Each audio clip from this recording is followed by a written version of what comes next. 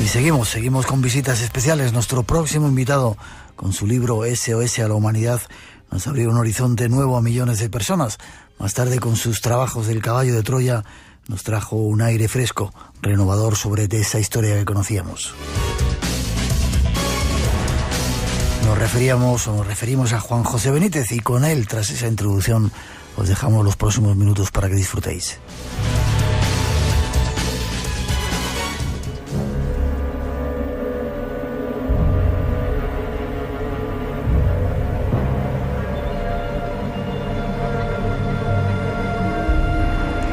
Hace años, muchos años, que deseábamos tener con nosotros al invitado que hoy se acerca a nuestros micrófonos. Se trata de una de las leyendas vivas del mundo de la investigación de misterios en el mundo.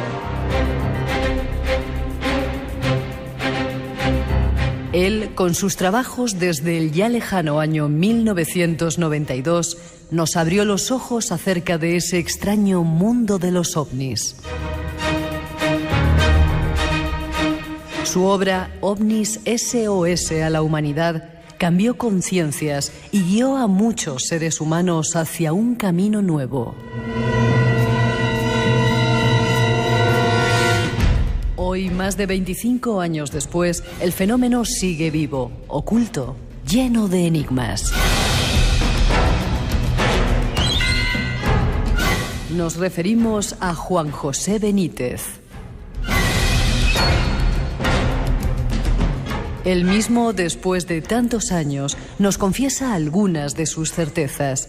Estas son algunas de sus palabras. He cumplido 36 años en la investigación OVNI. No sé mucho, pero algo intuyo sobre dicho tema. He aquí mis escasas certezas.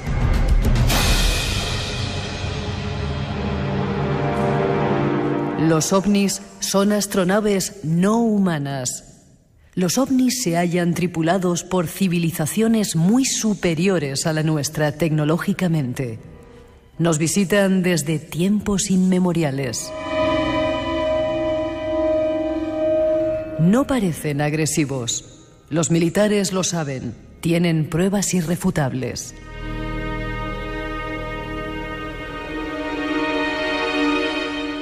Juan José Benítez con nosotros. Escuchemos algunas más de sus certezas.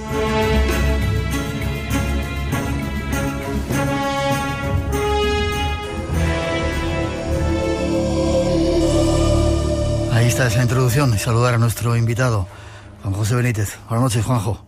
¿Qué tal? Muy bien, muchas gracias. Un honor que estés de nuevo en el programa. ¿Te parece que hagamos un repaso un poco a esa larga carrera que has hecho? Sí, muy bien. OVNIS, SOS a la Humanidad, fue un libro que a mí me impactó. ¿Qué recuerdas de aquello, de esa experiencia en el desierto de Chilca, Sisto Paz, el grupo, toda esa gente con la que te estuviste relacionando? Bueno, pues el recuerdo que tengo, lo más importante, diría yo, en estos momentos, es lo que yo vi allí, en el desierto de Chilca, al sur de Lima, que sí. Fueron dos objetos luminosos que no supe identificar en aquel momento y que yo sigo pensando que fueron ovnis. Uh-huh. ¿Sigues teniendo esa idea después de tanto tiempo? Es una experiencia que te impactó y cambió un poco tu vida, ¿no? Sí, sigo teniendo la misma idea porque no he encontrado una explicación satisfactoria. En aquel año 74, en septiembre, pues Chilca era un desierto, era un lugar completamente deshabitado. No había ninguna explicación de aviones o helicópteros o bengalas o nada que pudiera realmente satisfacer dar una explicación, y por tanto pues me quedé con la explicación que he comentado. ¿Los has vuelto a ver otra vez? ¿Has tenido alguna otra visión de ovnis, objetos volantes no identificados, a lo largo de los múltiples viajes que has hecho? Sí, claro. En total yo he visto con relativa proximidad, unas 200 o 300 metros, en otras 3 ocasiones más. En Brasil, en el mar Mediterráneo, cerca de Barbate, en Cádiz. Uh-huh. Y luego en el Wadi Yerat, que fin, en Argelia, es una zona desértica, y ahí también con otras personas pues pudimos ver uno de estos objetos. ¿Y cómo era? ¿Una luz o era algo más? Bueno, lo que nosotros vimos a unos 80 o 100 metros del suelo aproximadamente, en plena noche, pues era un objeto muy luminoso, en silencio total, y se aproximó, pasó por nuestra vertical, y yo en esos momentos tomé una linterna, hice una serie de señales, 5, y en ese momento se apagó, desapareció.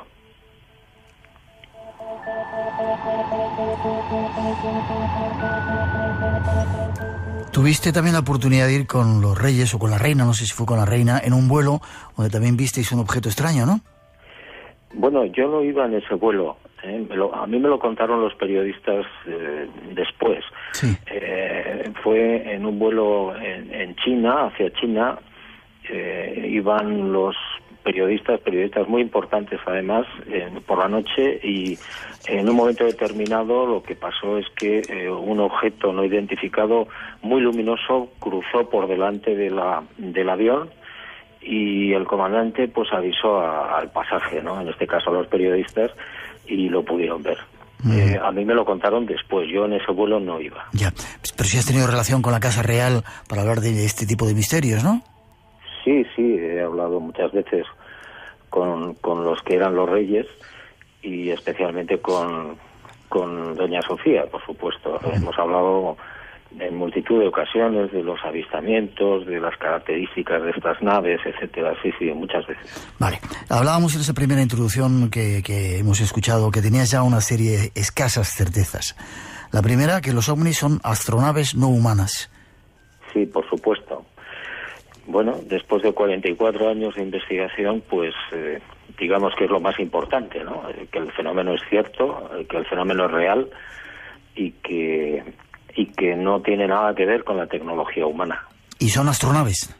Y son astronaves, o son, bueno, en muchos casos son astronaves tripuladas, en otros probablemente no lo son, no están tripuladas, en otros casos son sondas de diferentes tamaños, y bueno, y en otras ocasiones pues no sabemos exactamente a qué nos enfrentamos, porque podrían ser astronaves o podrían ser criaturas incluso. Uh-huh.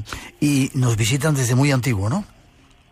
Pues hombre, lo que parece claro ahora, no sé, a raíz de las pinturas rupestres, de las leyendas, de las mitologías, etcétera, es que están aquí desde la noche de los tiempos.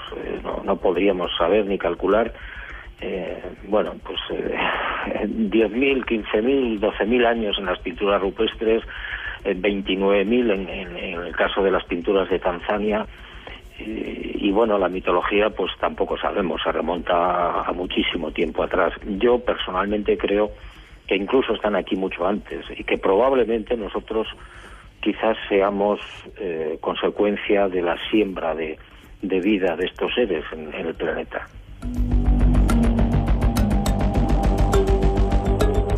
Apuntamos esa idea, siembra. No parecen agresivos, dices también. Hay casos en los que parece que han, no sé si directamente atacado a seres humanos, pero sí parece que han infligido algún tipo de dolor o de problema a algunos hombres con los que se han cruzado. Sí. En las últimas investigaciones que yo estoy haciendo ahora, desde hace un par de años, bueno, pues me he dado cuenta de que lo que yo pensaba al principio de toda esta investigación, de que eran prácticamente ángeles y seres de luz y gente bondadosa, pues a lo mejor no es tanto, y bueno, la estadística que yo he podido recoger hasta el momento es que más del 50% de los casos que yo conozco de encuentros con tripulantes son de agresiones. ¿Sí? Sí, el 54%, si no recuerdo mal. 54%. Eso te ha hecho cambiar un poco la idea de no parecen agresivos. Quizá haya que tener cuidado, como dice Stephen Hawking, que mejor que no nos pongamos en contacto con ellos por si vienen. Bueno, el señor Hawking es un gran sabio, pero un perfecto analfabeto en el tema ovni. Entonces, lo que sí creo es que hay que ser más prudente. Yo no lo he sido al principio de mis años de investigación pensaba, repito, que todos estos seres eran bondadosos, pero lo que estoy viendo es, a la vista de los casos que estoy investigando y que han investigado otros, que no es así. Es decir, que hay muchísimos casos en los que los testigos han resultado heridos o muertos. Uh-huh. Dices también que los militares lo saben, tienen pruebas irrefutables. Sí, por supuesto, desde hace 70 años por lo menos. Los militares tienen mucha información, todas las películas que podamos imaginar, todos los testimonios que podamos suponer, e incluso naves estrelladas, e incluso criaturas. ¿Sí? Sí, criaturas que han sido capturadas cuando esos objetos se han estrellado. Es decir, que no solamente hay uno, el de Roswell, sino que hay muchos más objetos estrellados. Sí, yo recuerdo casos en Sudáfrica, en Alemania, en la Unión Soviética, en los Urales. Hay muchos casos. Y otra cosa, ¿qué casos te han llamado la atención de esa cantidad ingente de casos que has documentado e investigado por todo el mundo? ¿Cuál ha sido el que te ha dejado ahí? Pues es que es muy difícil, porque si el caso es auténtico, todos los casos auténticos son interesantes e importantes. No sabría decirte ahora el caso estrella, ¿no? Porque, bueno, pues hay casos de tripulantes que son fascinantes, hay casos de encuentro con las naves, persecuciones de las naves, encuentros bajo el agua, en fin, es que son muchísimos. En mis archivos yo recuerdo ahora que puedo tener pues aproximadamente 1000 casos de encuentros con tripulantes. 1000 casos. Entonces, sacar uno de esos para mí es muy complicado. Vale, luego al final te voy a preguntar alguna conclusión después de todo este tiempo. Déjame que ponga un recordatorio y hablamos de dioses y religiones, ¿te parece? Muy bien. Espacio en Blanco. 30 años explorando el mundo de lo desconocido. En Radio Nacional de España, con Miguel Blanco. Y esta noche con una leyenda con nosotros, Juan José Benítez, hablando de este tema de las visitas del espacio. Dios y las religiones. Hablabas, he escuchado una conferencia tuya en la que hablabas que casi todos esos dioses de las religiones parece que venían de allá arriba y tenían un perfil no tanto divino, sino más parecido a los aliens. Pues yo creo que sí, que buena parte de los dioses que más o menos conocemos a lo largo de todas las culturas probablemente tienen un origen no humano, ¿no?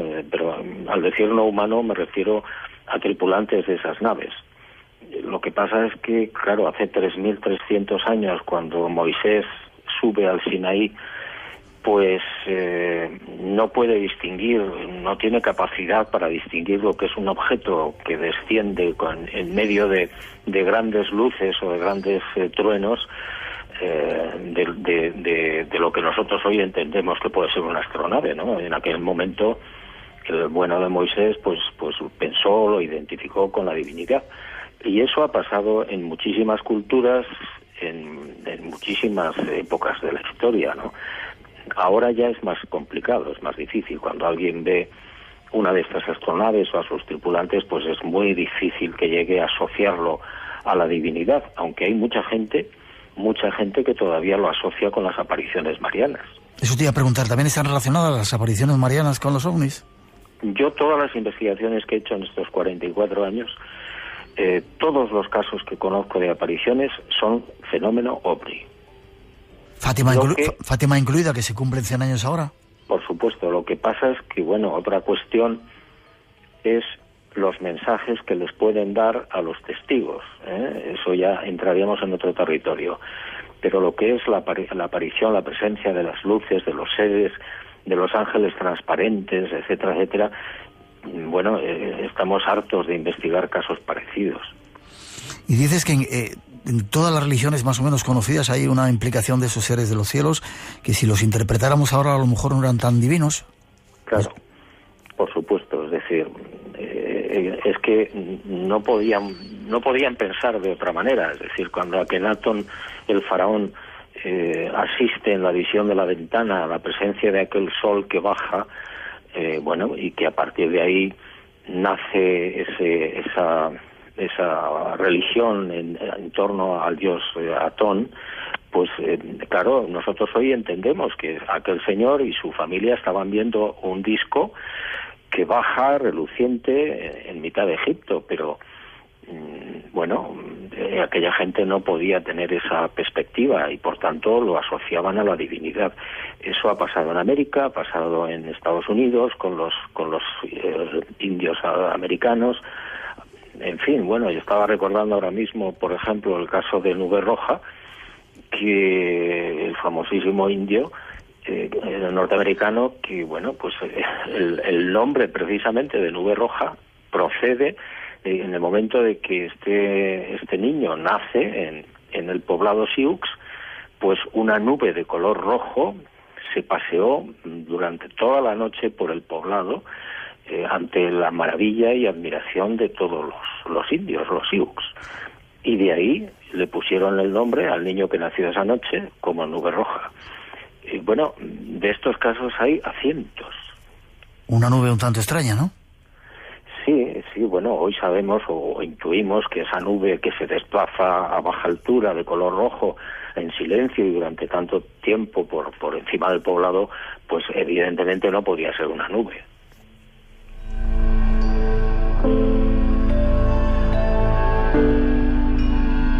Otro de los temas también polémico que tú trataste en esa serie de televisión magistral era la Luna. Y mucha gente se pregunta por qué no se ha vuelto a la Luna. ¿Había esas construcciones y quizá alguien las ha intentado borrar del mapa, Juanjo?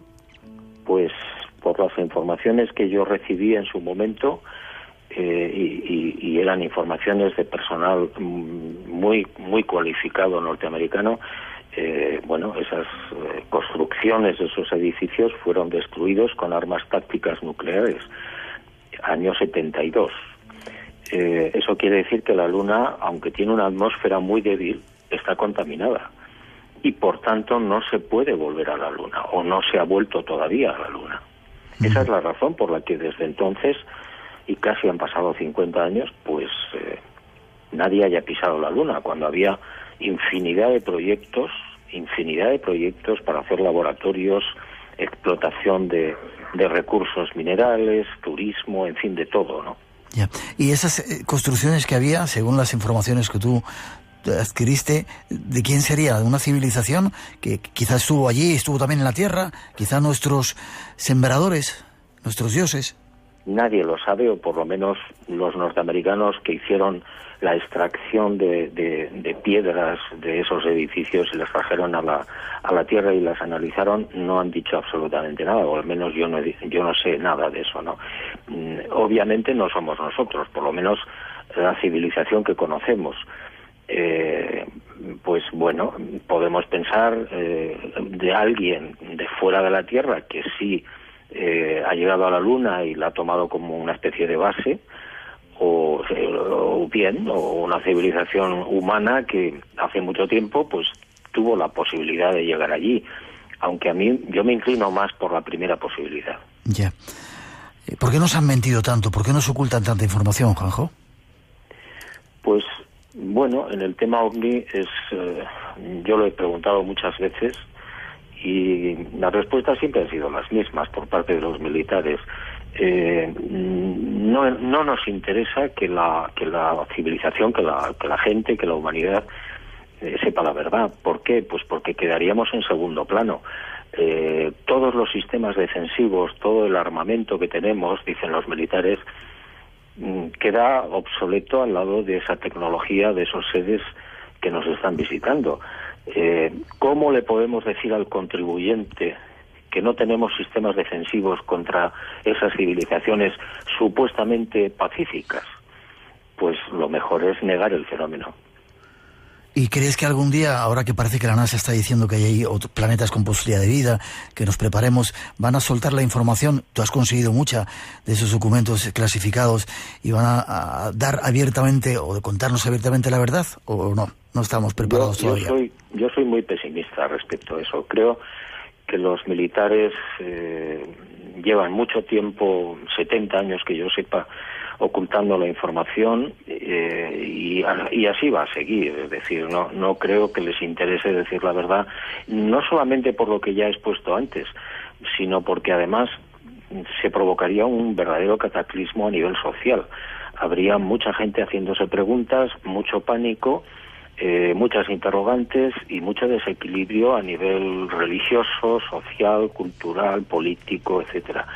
Y eso pues no les interesa. Casi últimos minutos, no te quiero entretener mucho más. Hay gente que pregunta que si son civilizaciones que vienen de esos lugares tan lejanos en la galaxia, ¿para qué necesitan una nave de tornillos de metálica que llegue hasta aquí?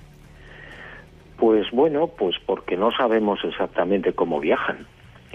Ya he dicho antes que yo tenía algunas certezas y muchísimas dudas y muchas interrogantes. Una de ellas es cómo viajan, ¿no? Cómo llegan hasta aquí. Que bueno, está muy bien todo eso de la teoría de la velocidad de la luz, etcétera, etcétera, pero evidentemente viajan de otra manera, porque si no, no llegarían. Bueno, pues a lo mejor es que se desplazan por el espacio a través de dimensiones o de universos que nosotros no conocemos, paralelos, pero son naves con ventanas y con puertas, ¿no?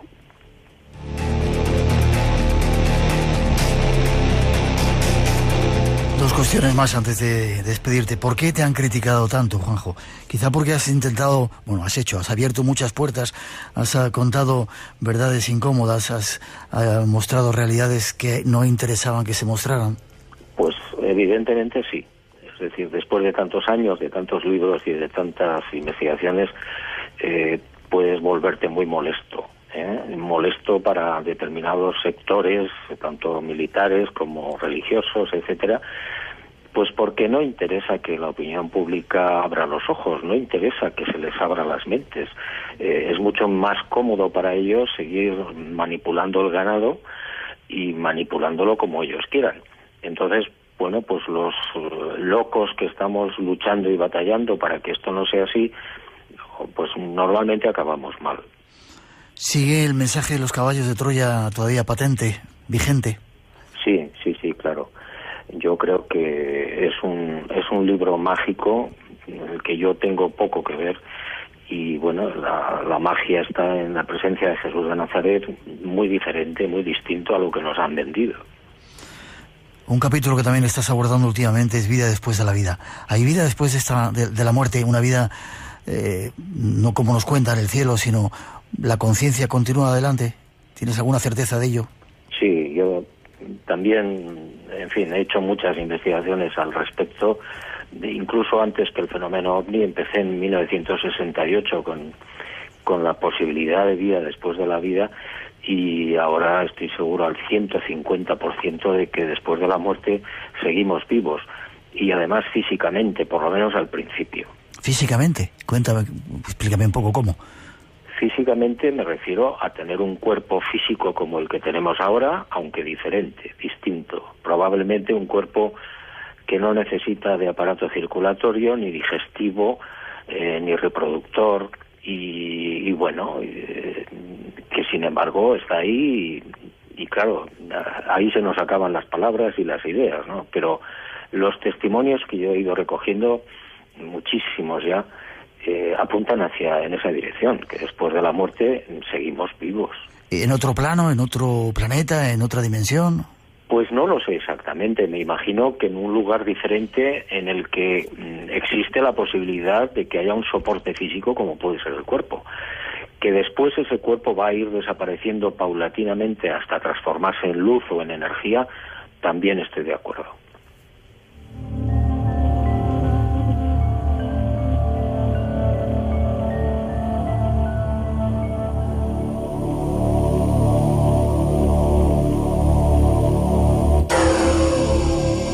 Juanjo Benítez estuvo con nosotros. Juanjo, para finalizar, podemos tener esperanza, en el futuro siempre hay que tenerla, ¿no? Pero esperanza en que nos digan la verdad, de que algún día tengamos un encuentro con estos seres y dejen fuera las mentiras. Pues como decía antes, yo soy bastante pesimista o realista en ese sentido. Creo que no nos conviene, no nos interesa a nivel colectivo, a nivel de humanidad, porque, repito, habría un desequilibrio terrible, ¿no?, en la sociedad. Y yo creo que esa es la razón por la que ellos no bajan, ¿eh? Probablemente lo tienen prohibido, no pueden alterar el discurrir de sociedades que están, digamos, técnicamente por debajo de su situación, y la prueba es que, bueno, los contactos se limitan siempre a muy fugaces, es decir, o minutos o segundos o horas como mucho, ¿no? Gracias por haber estado con nosotros. Forma de contacto, Juanjo, tienes una página web, ¿verdad? Sí, jjbenitez.com. Que sigas abriéndonos caminos, abriendo puertas y iluminando las conciencias. Te doy un abrazo y espero verte pronto. Vale, muchas gracias. Hasta pronto.